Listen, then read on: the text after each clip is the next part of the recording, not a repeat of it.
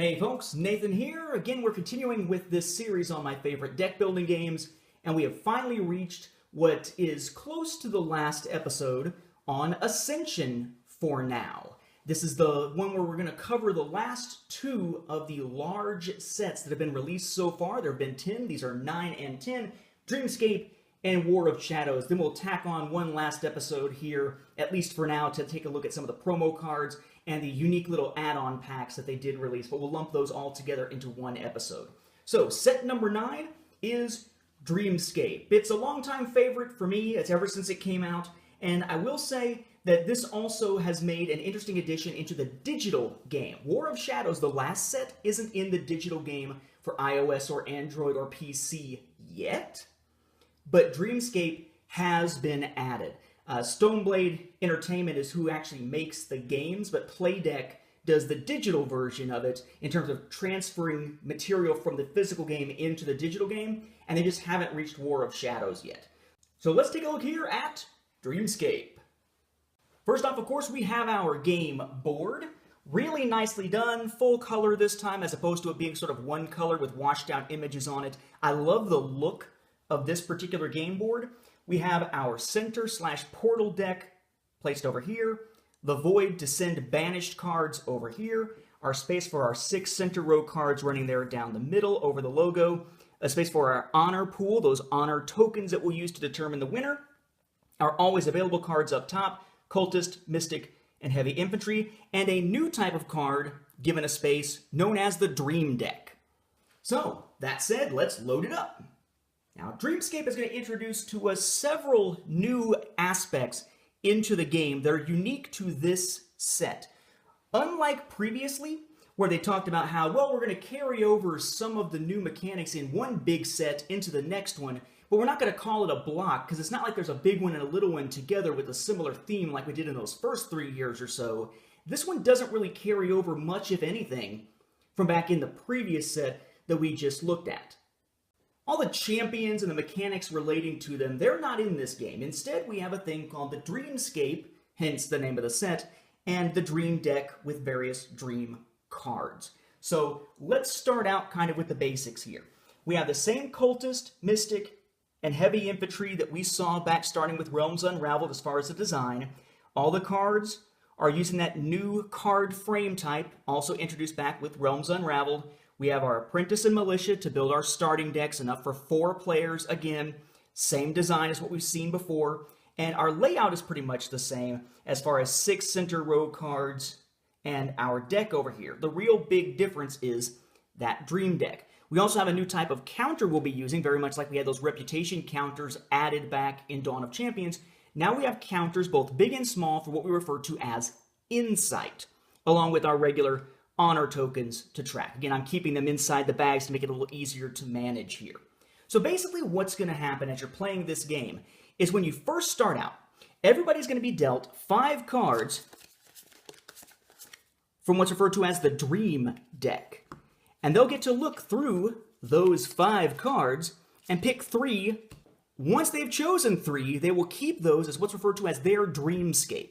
They'll sit on their side, flipped over, though they can look at them at any time. It's just to keep it secret from the other players. Essentially what these are special cards that are available for purchase only to that player.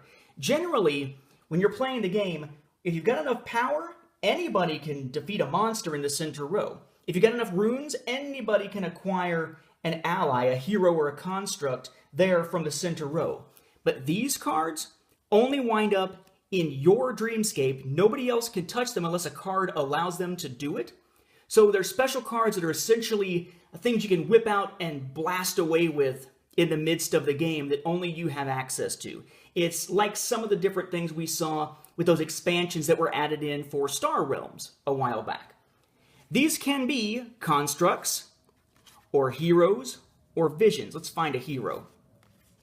So we have, for instance, a Void Dream hero that costs 3.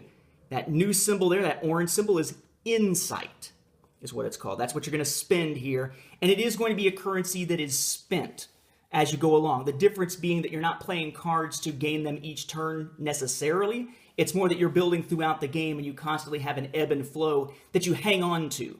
Like if I have runes or power on a given turn that I don't spend, those are just gone. And when I go to the next turn, I have to build it up again from scratch. Whereas insight will carry over from turn to turn to turn throughout the game, making it a somewhat unique facet here of this set versus most of the others. But we could have a hero like Bringer of Despair here, who is a Void Dream hero, so he could be pulled out of your Dream deck. Gain 2 power and Unite if there's another Void card played. Double your power, pretty powerful. You can have a Construct, in this case an Enlightened Dream Construct. Once per turn, when you acquire a card from your Dreamscape, you may add a card to your Dreamscape, because otherwise they don't refill whenever you take them out of your Dreamscape. In theory, you could have 3 of them, and then once those 3 are gone, that's just it. And those 2, Heroes and Constructs, when you acquire them, go into your deck as normal. But there's also a new type of card called a Vision. In this case, a Void Dream Vision. When you acquire a Vision, it has an immediate effect, and then unless it's an ongoing one, like this one, which says ongoing down at the bottom, it's simply gone. It's used once, when it's acquired, bam, huge effect on the game, and then whoosh, gone away completely. Like this one here, Armistice. Nothing about ongoing. As soon as I spend those 7 to get this from my Dreamscape during my turn, it has an immediate effect, and then it's gone. Whereas Berserker Frenzy here has an ongoing effect, so I acquire it, it has its immediate effect, which is right here, and it sits out and has that ongoing effect as well. Again, all these, though, using Insight for purchase rather than runes or power. So how do you gain Insight? Well, you could have a card that simply gives you one when you play it. For instance, we have this card here, Flytrap Fairy. When you play it, gain 1 rune, 1 honor, and 1 insight. So playing this card gives you some insight. Or we have cards in the center row known as Dreamborn. Okay, like Auspicious Ascara, or one of the more powerful ones, the one that's actually on the cover of the game, Unbound Emissary. When a Dreamborn gets flipped out of the center row deck into the center row, all players get 1 insight. Okay, so everybody benefits when a Dreamborn leaps into the center row from the deck. When you acquire a Dreamborn card, you then also get 1 insight. So the more Dreamborn you have flipping out, the better for everyone. The more Dreamborn you acquire, the better for you. And then as you earn insight, you have these little ones representing 1, bigger ones representing 5. And they carry over from turn to turn to turn, just like Honor does. And then you can spend these to purchase something out of your Dreamscape, out of those 3 cards or more, as the case may be, that are set aside just for you with those yellow borders. The Dreamscape and the Dream cards really are the core of this expansion or this edition of Ascension. There's not a lot of other mechanics that have been added into this. It plays like just regular, standard Ascension, except for the insight, the concepts tied into it like the Dreamborn and the Dream deck, and how you use the insight to acquire things. So you might call this one of the more focused expansions that we've gotten for Ascension, because there is one core new mechanic with different nuances to it around which this entire set has been built. Personally, I really like it, but sometimes it's going to come down to which Dreamscape cards or Dream deck cards you wind up with in your Dreamscape at the beginning. If you got some crap ones and the other players have some powerful ones, it may come off as feeling like an unbalanced game. But again, that's just the nature of random drawing to start the game with the 3 cards in your Dreamscape out of the 5 that are dealt out to you that you can choose from. Definitely a favorite for me. My wife isn't as big on Dreamscape, but I particularly like it. But it is yet another currency to keep track of, and yet another mechanic to keep track of, making sure everybody gets their required insight every time a Dreamborn comes out or a Dreamborn gets acquired. Now, by the numbers, what do you get? Well, in Dreamscape, you get the game board, 25 clear 1 honor tokens, 25 red 5 honor tokens. That, of course, is these, the standard 50 half and half. 10 large 5 insight tokens and 20 small 1 insight tokens. So 30 insight tokens of your various types there. 98 center deck cards. 35 dream deck cards. Again, all those cool looking gold yellowish border cards there that go down there at the bottom. 4 personal starting decks of 10 cards each. 8 apprentice, 2 militia as usual. And this time 41 always available cards, which is a little bit different numerically here from previous sets, 1 cultist and 20 each of Mystic and Heavy Infantry. That finally brings us to the last of the large sets released so far, Ascension War of Shadows, or sometimes referred to as Ascension 10 War of Shadows, or Ascension X. What? War of Shadows. But yeah, set number 10 of Ascension here, which, again, just like what happened really with Dreamscape, takes any of the mechanics from a previous set and kind of tosses them out the window. This is another of these instances where their promise of, well, one large set will carry possibly some mechanics from that into the next one, just not all of them, is just kind of gone. It's a promise that's broken. They're much more focused right now, it seems, on making these individual expansions feel like their own separate games with their own separate feel, mechanics, aspects, so that each one can be sold sort of as a product unto itself. So goodbye to the Dream Deck, goodbye to Inside, goodbye to the Dreamscape. Hello, War of Shadows. We'll start with its game board. Again, a nice full color card art game board here. We've got our spots for our 6 center deck cards, but notice, a little bit different, we have a piece down here on the bottom that says light and has a symbol, kind of hard to see probably from your vantage, and ones that say dark up here on the top. Okay, then we have a place for the honor pool, the center or portal deck, the void for banished cards, then our always availables, cultist, mystic, heavy infantry. All right, let's load them. It will look a little different. War of Shadows is all focused on the idea of light and dark, very Star Wars-esque in that sense here. And it really only introduces 2 new mechanics. The idea of night and day, or light and dark, and the idea of what you might call a multi-cost, or what they call a dual-cost form of card. Something you would have expected fairly early on in this type of game, but that so far really hasn't been added in. Now, what do I mean by dual cost? Exactly what it sounds like. We're back to those core things to keep track of, the core currencies or numbers for the game. Honor is still what we're going to use to keep track of who's going to win, and then as far as defeating monsters and acquiring cards, we're still back to power and runes, right? Right back to the beginning, core mechanics of the game. In essence, this different expansion here, this War of Shadows, gets back to the core gameplay of the original Ascension and just toss in a few little tweaks to it to make it a little bit more interesting. So now we have these dual cost cards like Solar Sentry. He has 1 power listed and 1 rune. You must pay both. Usually it's 1 rune to acquire something perhaps, or 1 power to defeat a monster. Some of these characters, or some of these constructs, depending on whether we're looking at heroes or constructs, are going to have a dual cost. Here's a construct that's like that. The Reclamax costs 2 power and 4 runes. It's not either or, it's both. And you cannot spend one as if it's the other unless a card lets you. So you have to be managing both your power and runes very effectively here. You can't really focus on one over the other because you may wind up running into cards that need both and need a sufficient amount on that turn to be able to pick up whatever it is you want to get out of that center row.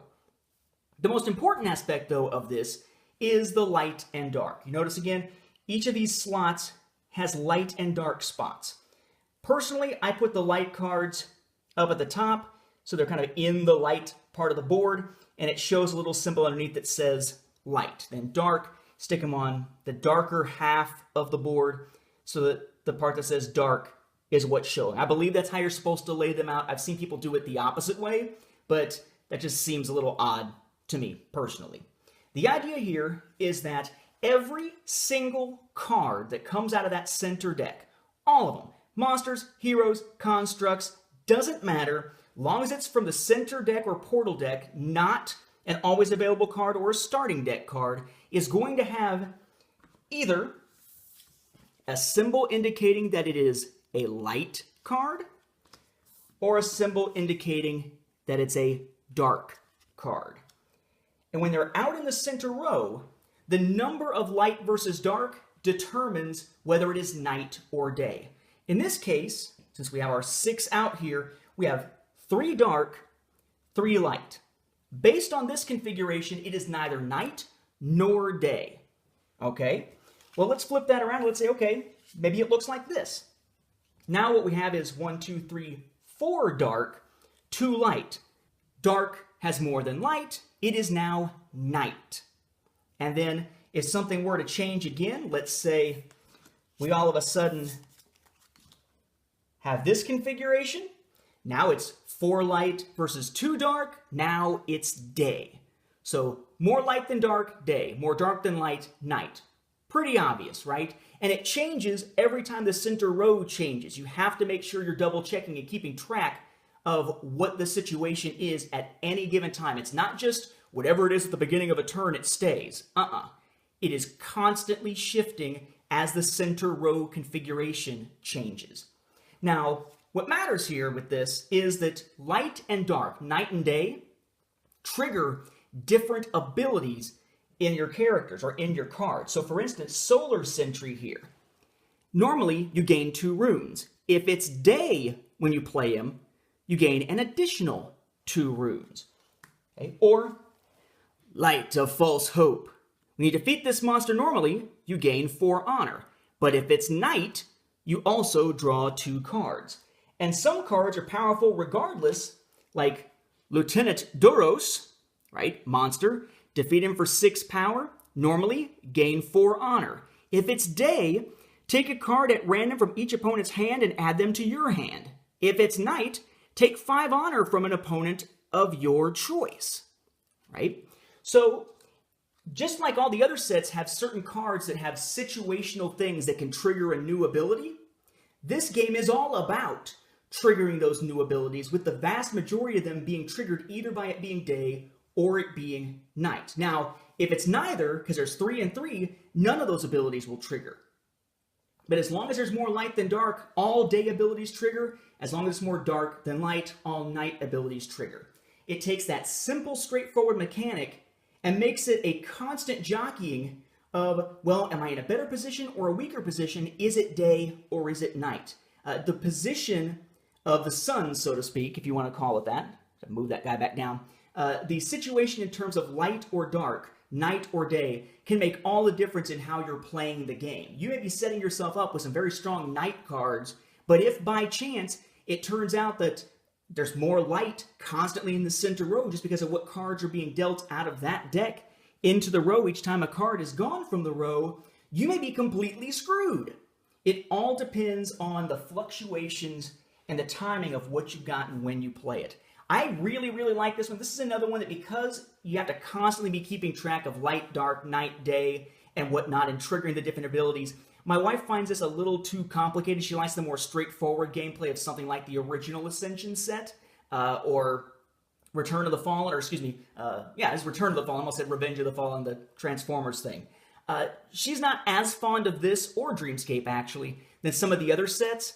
I'm the exact opposite. I really enjoy Dreamscape, and I love the mechanics that they set up for this. It's such a simple, straightforward way of playing the game, but can be so dynamic because of that constant shifting of day versus night and the abilities you have at your disposal because of it.